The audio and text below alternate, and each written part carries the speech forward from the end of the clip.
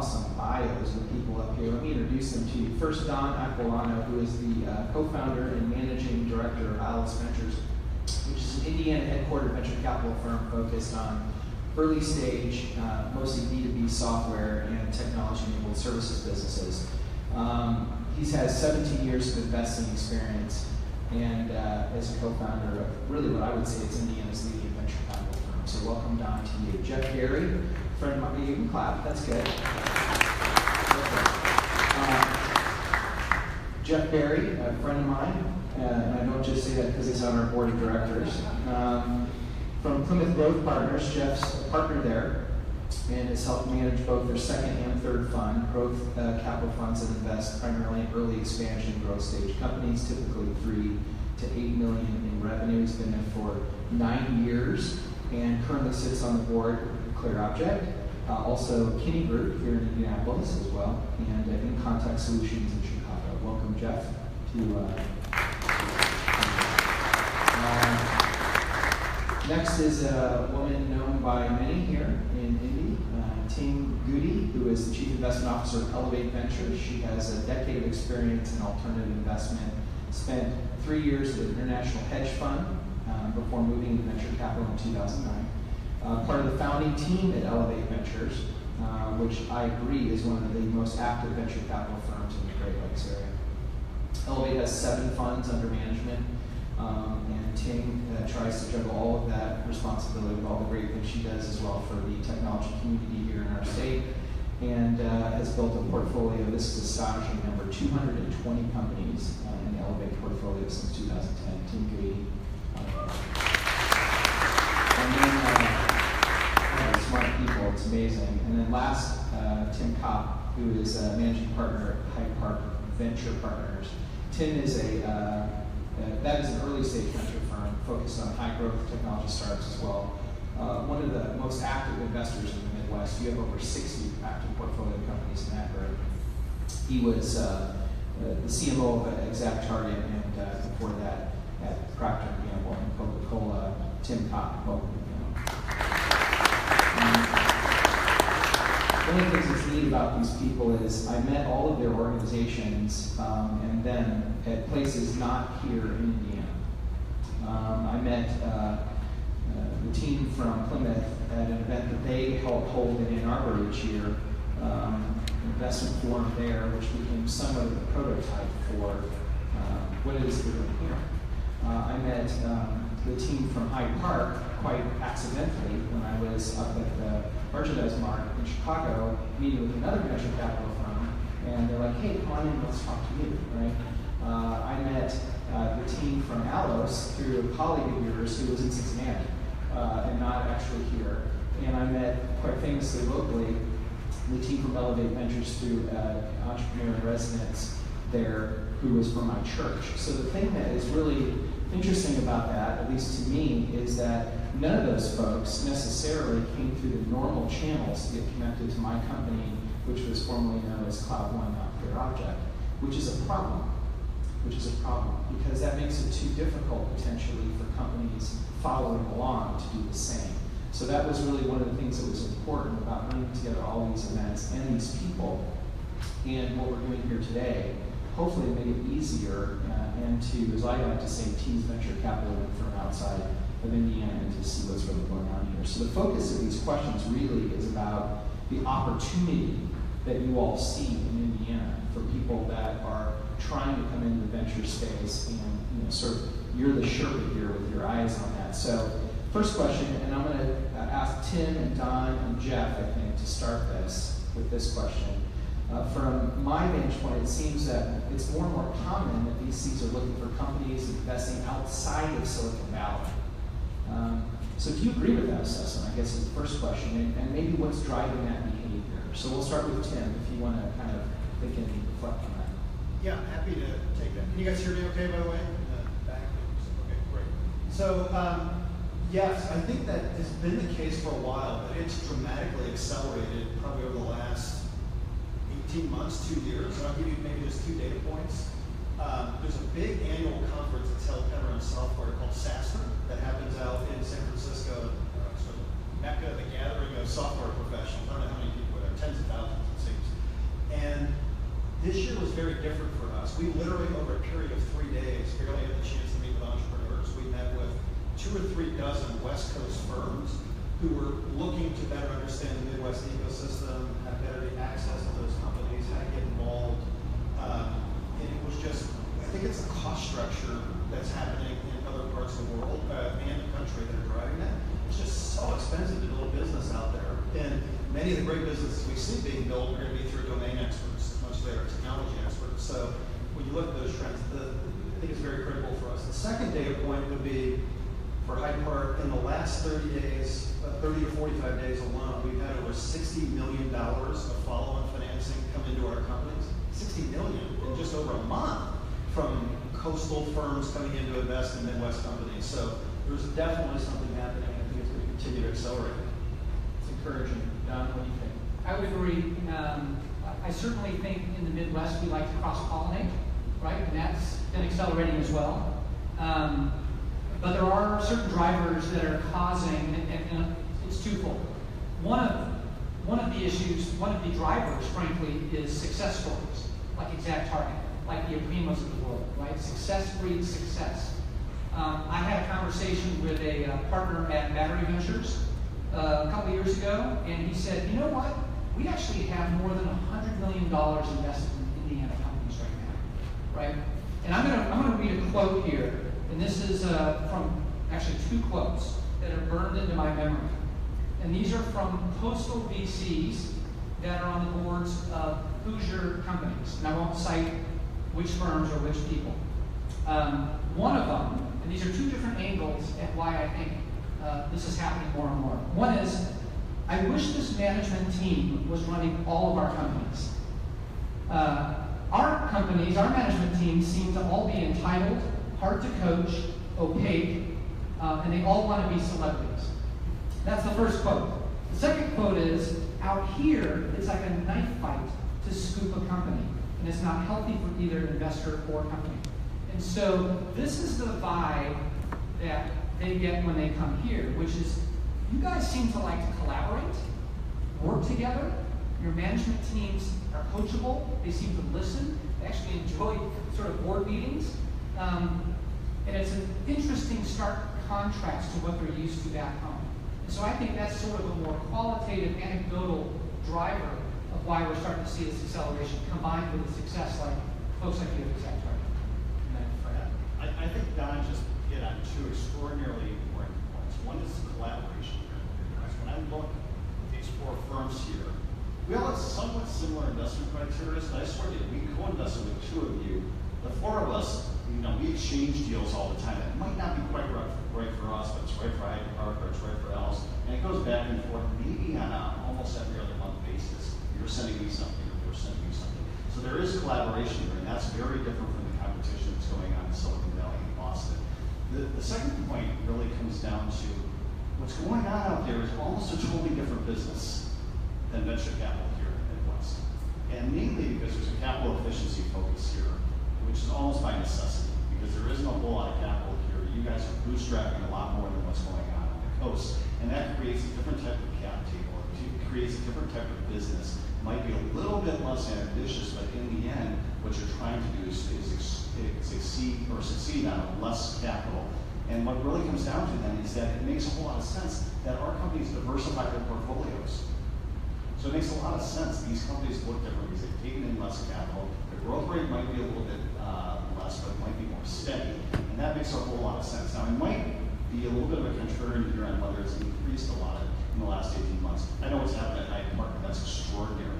But we were receiving so many calls from companies on the coast.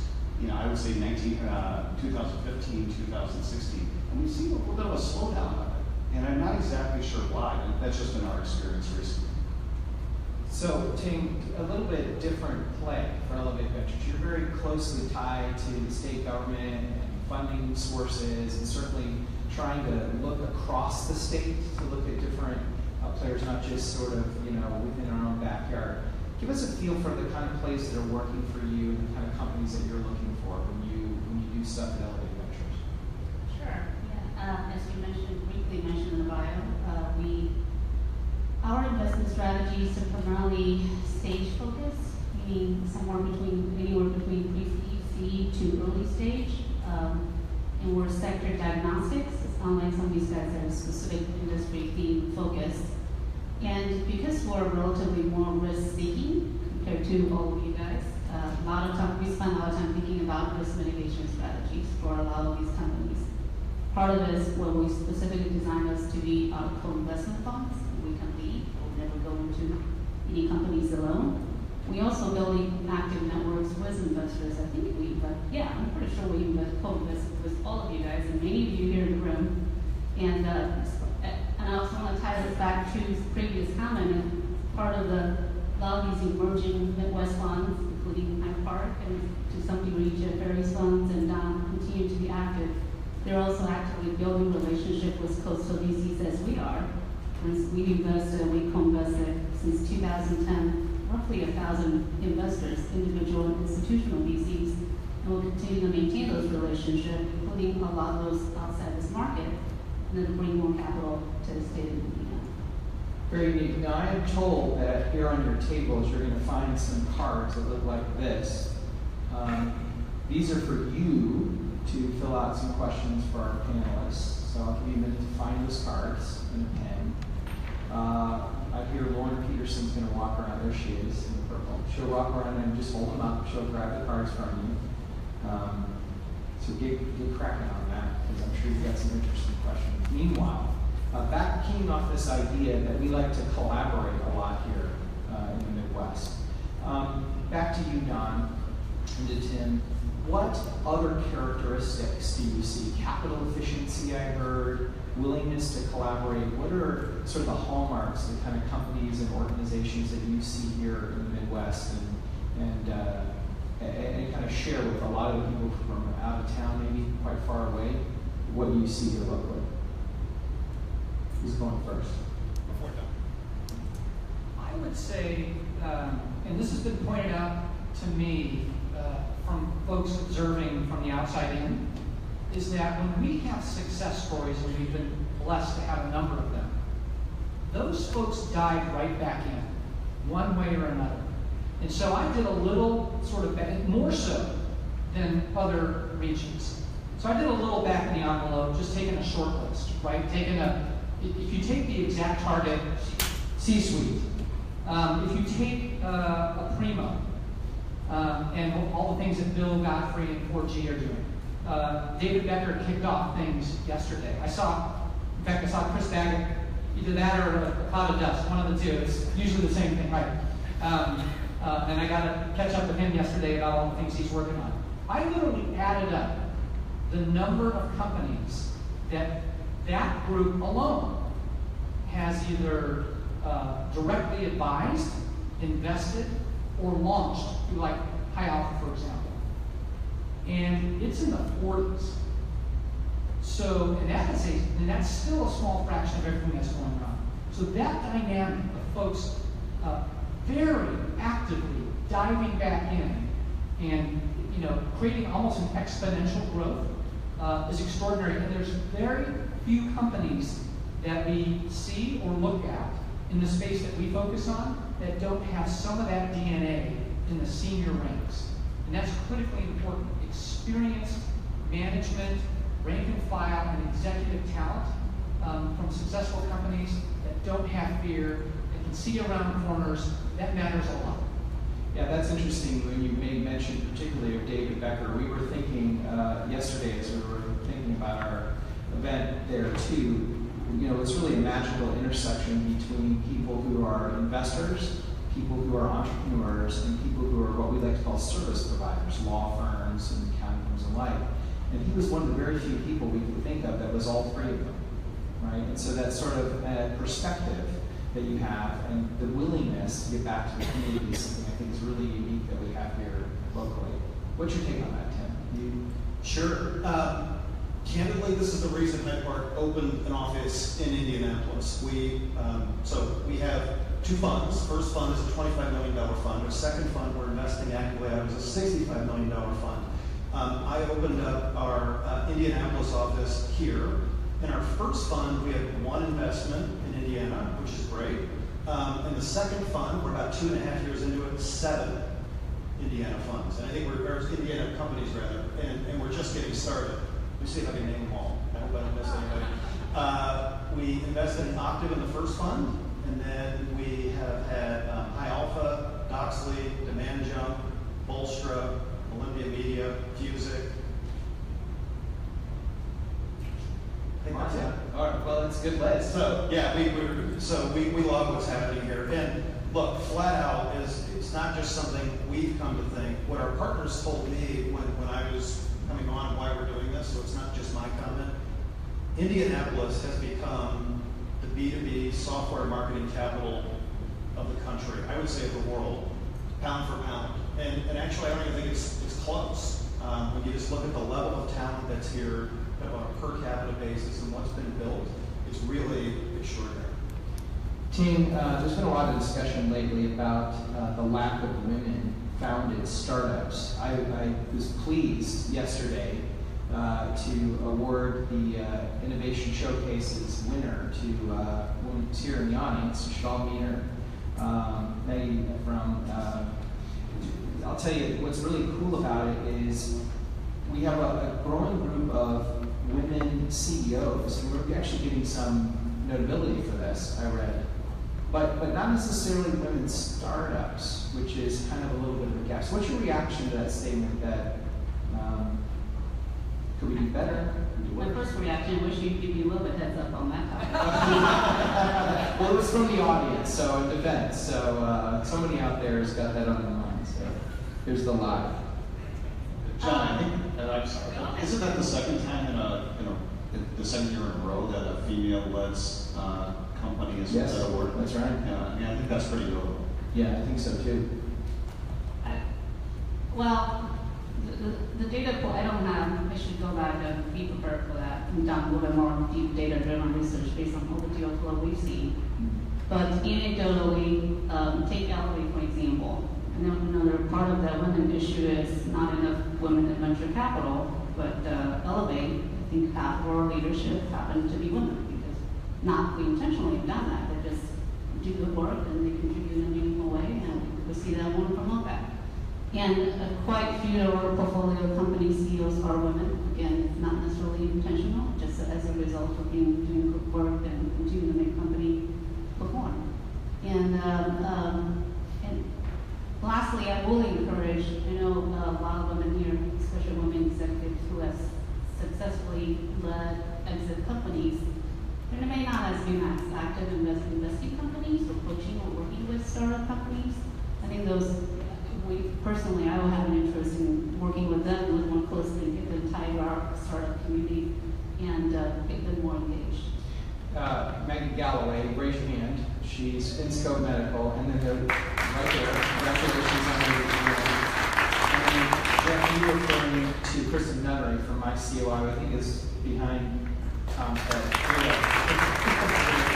Congratulations to both of you.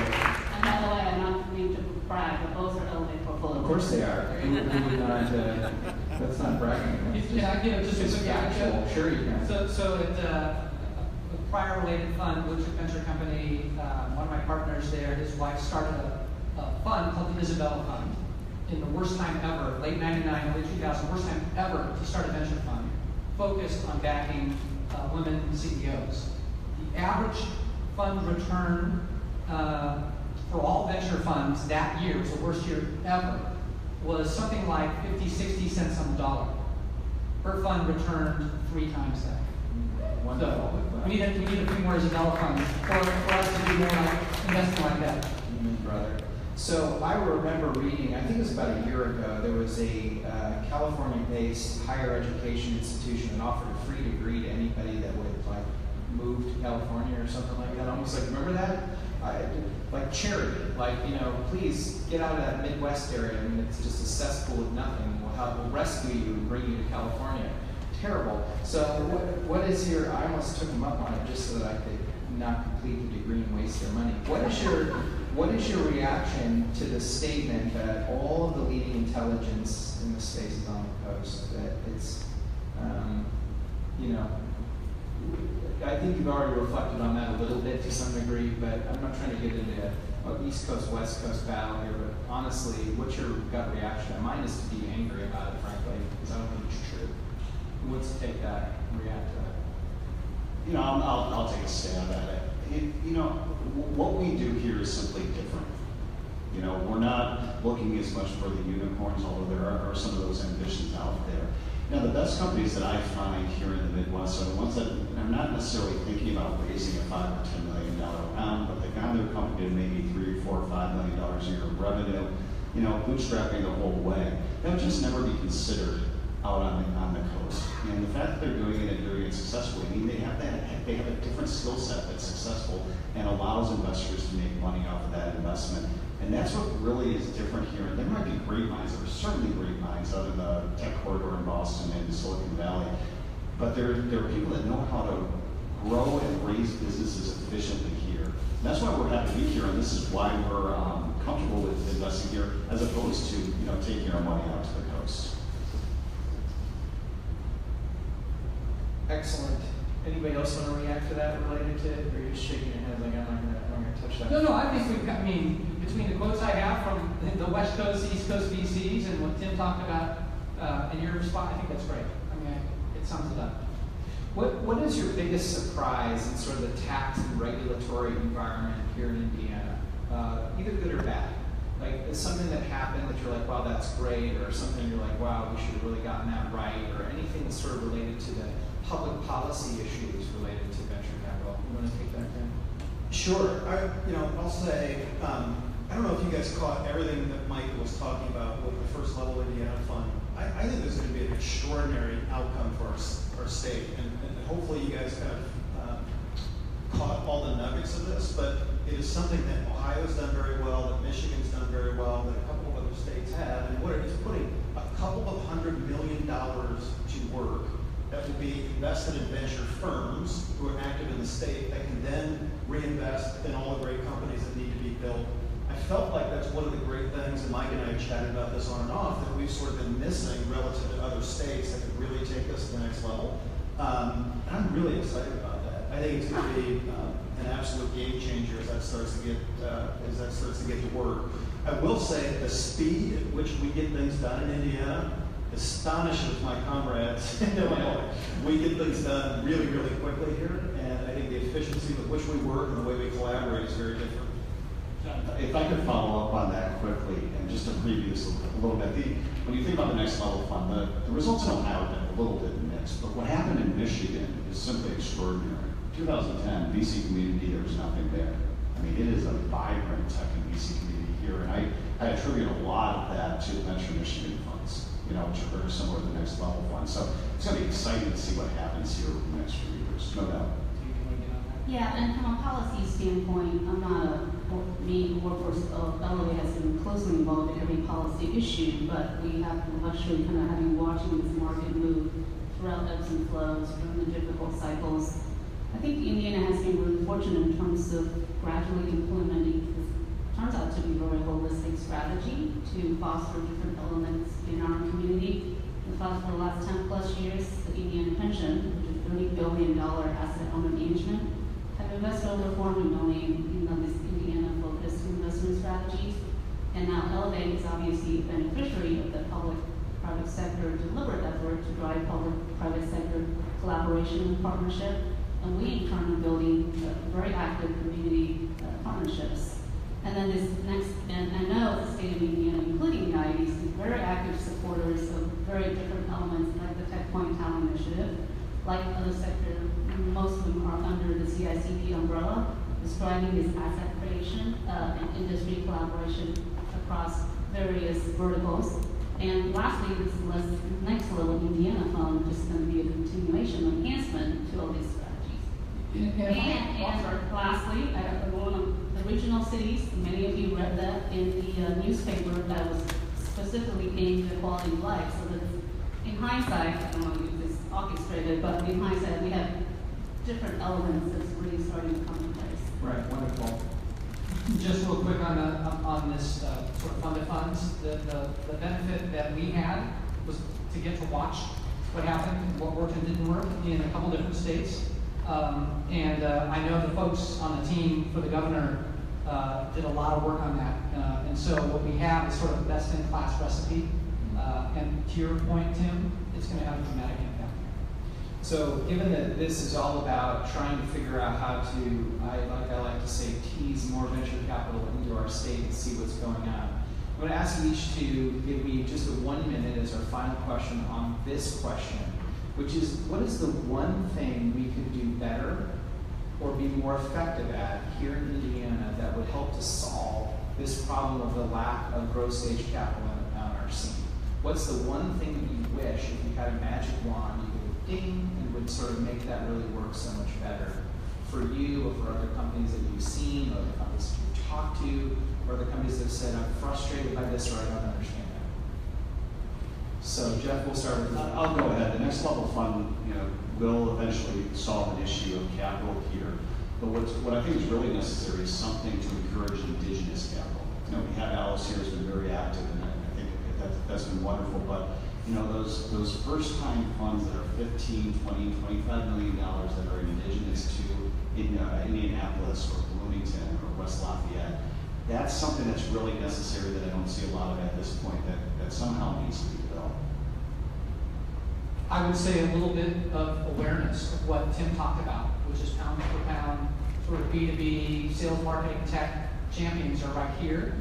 When we did a tour in California, we met with a number of VCs that graduated from schools like IU and Purdue, and their view was, we want to invest in Indiana. We just need to sort of hear more, we want to learn more. There's a lot of stuff that Techpoint's working on, and this fund will have an impact on as well. Tim?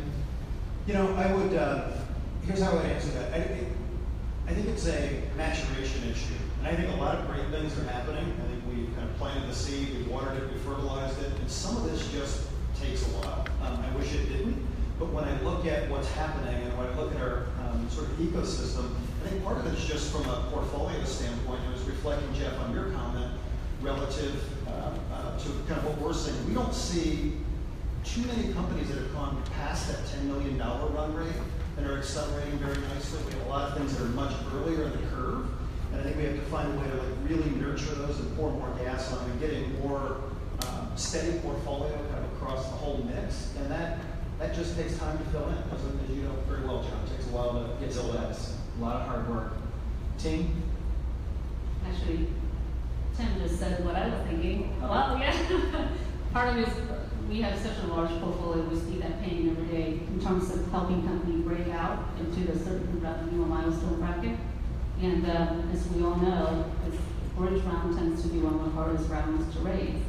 So having an indigenous capital source here and everybody collaborate and pull and bridge companies through those difficult cycles in order to get them ready to the true institutional VCs from the coast, and that's what we need to work. Tim and I both want more Alloses and Hyde Parks in Indiana. That's true. That's true. Hey, look, these people are tireless supporters of our technology community here in Indiana, and they work every day with portfolio companies, with prospective portfolio companies, trying to seek that funding, trying to speak in public about what's happening, trying to bring other people and get their eyes on this great scene that we haven't been. Could you all give them a round of applause for doing this?